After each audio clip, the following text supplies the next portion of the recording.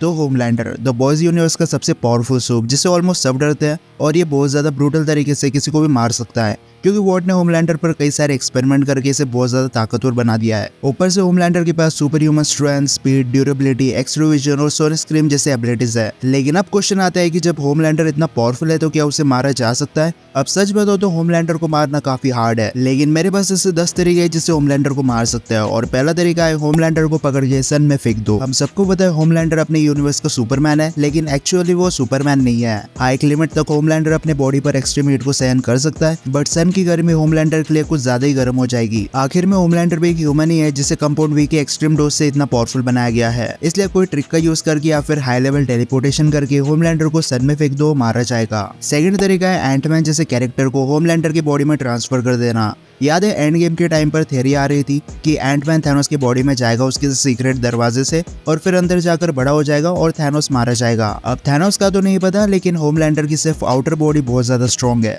Body के अंदर से उसे नुकसान पहुंचाया जा सकता है। और हमने देखा है कि बॉयज यूनिवर्स में एंटमैन जैसे कुछ कैरेक्टर्स है जो साइज मैनिपुलेशन करना चाहते हैं, तो अगर ये होमलैंडर की बॉडी में जाकर बड़े हो जाते हैं या फिर उसका ब्रेन डैमेज कर दे तो इंटरनल ब्लीडिंग की वजह से होमलैंडर की वही डेथ हो जाएगी। थर्ड है सोल मैनिपुलेशन। अब भले ही ये अपने यूनिवर्स का स्ट्रॉन्गेस्ट हो, लेकिन सोल तो होमलैंडर के अंदर भी है, तो अगर कोई होमलैंडर की आत्मा ही उससे अलग कर दे तो इस बंदे का चैप्टर वही खत्म हो जाएगा। लेकिन ये तरीका तो बॉयज यूनिवर्स के लिए प्रैक्टिकल नहीं है, क्योंकि एमसीयू और डीसी यूनिवर्स में सोल को मैनिपुलेट करना बहुत आम बात हो चुकी है। लेकिन द बॉयज यूनिवर्स में अभी तक कोई सोल मैनिपुलेटर हमें देखने नहीं मिला, इसलिए ऐसा करना थोड़ा मुश्किल है, या फिर एमसीयू से रेंट पर सोल स्टोन या फिर ड्वेलर इन द डार्कनेस को पकड़ के ले जाना पड़ेगा। फोर्थ तरीका है फेजिंग। हम सब ने देखा है कि यूई के फादर कैसे फेजिंग करके सबको मार रहे थे। अब होमलैंडर की बॉडी बुलेट प्रूफ है, लेकिन वो फेजिंग एबिलिटी को ब्लॉक नहीं कर सकती, इसलिए अगर ये अंकल होमलैंडर के सामने अपनी फेजिंग एबिलिटी का यूज करे तो 10 में से 9 बार चांसेस थे कि होमलैंडर मारा जाता, क्योंकि फेजिंग से जॉन की बॉडी के आर पार जा सकते हैं और उसके इंटरनल ऑर्गन्स को भी डैमेज कर सकता है। फिफ्थ है sharp objects with great force. जब क्वीन मेव होमलैंडर से फाइट कर रही थी तब हमें पता चला कि सुपर ह्यूमंस चाहे तो एक पंच में होमलैंडर को ब्लड निकाल सकते हैं, और साथ में एक मेटल के टुकड़े से भी होमलैंडर का कान खराब हो गया था। तो सोचो अगर इसके सामने वंडर वुमन ने अपनी तलवार घुमा दी जिससे डूम्सडे को कट किया जा सकता है, या फिर म्योनियर या स्टॉर्मब्रेकर जैसे गॉडली वेपन्स का यूज किया जाए, तो होमलैंडर का यहाँ पर बचना ऑलमोस्ट इम्पॉसिबल है, क्योंकि थैनोस और डूम्सडे जैसे कैरेक्टर होमलैंडर से बहुत ज्यादा ड्यूरेबल है। लेकिन फिर भी उन्होंने अपने लिम्स को खो दिया, तो होमलैंडर तो ऐसे वेपन्स के सामने कुछ भी नहीं है। इसलिए अगर द बॉयज यूनिवर्स में कोई रेयर मेटल हो और उसको हद से ज्यादा शार्प करके बहुत ज्यादा तेजी से होमलैंडर पर शूट करे तो होमलैंडर की स्किन को कट कर सकता है। सिक्स्थ है सिंडी। अब जिन्हें नहीं पता उन्हें मैं बता दूं कि सिंडी द बॉयज यूनिवर्स के टॉप 4 मोस्ट पावरफुल कैरेक्टर में से एक है। बेसिकली मैं टॉप 15 मोस्ट पावरफुल सूप्स के बारे में वीडियो बनाना चाहता था, लेकिन मैंने बाद में नहीं बने। लेकिन सिंडी एक टेलीकिनेसिस यूजर है जो अपने मेंटल एबिलिटी से किसी भी चीज को क्रश कर सकती है, फिर चाहे वो इंसान हो या मेटल, फर्क नहीं पड़ता। बट सिंडी के पास अभी एक्सपीरियंस काफी कम है, अभी वो इतनी कैपेबल नहीं है कि होमलैंडर की बॉडी को क्रश कर दे। लेकिन अगर वॉट वाले सिंडी को एक प्रॉपर ट्रेनिंग दे और उसकी मेंटल एबिलिटीज को सुपर ह्यूमन लेवल तक ले जाए तो चांसेस बहुत ज्यादा बढ़ जाता है कि सिंडी होमलैंडर को भी क्रश कर देगी। क्योंकि अगर हम द बॉयज यूनिवर्स के बाहर देखें तो टेलीकिनेसिस यूजर्स की कोई पावर लिमिट नहीं होती है। ये चाहे तो एक मिलिट्री टैंक से लेकर एक मेंशन या फिर एक ऐसा डिवाइस को भी तोड़ सकते हैं जो मल्टीवर्स की सारी टाइमलाइंस को रिफाइन करती है। इसलिए सिंडी को बस अपने फुल पोटेंशियल पर जाना है, उसके बाद ये होमलैंडर को भी सरपास कर सकती है।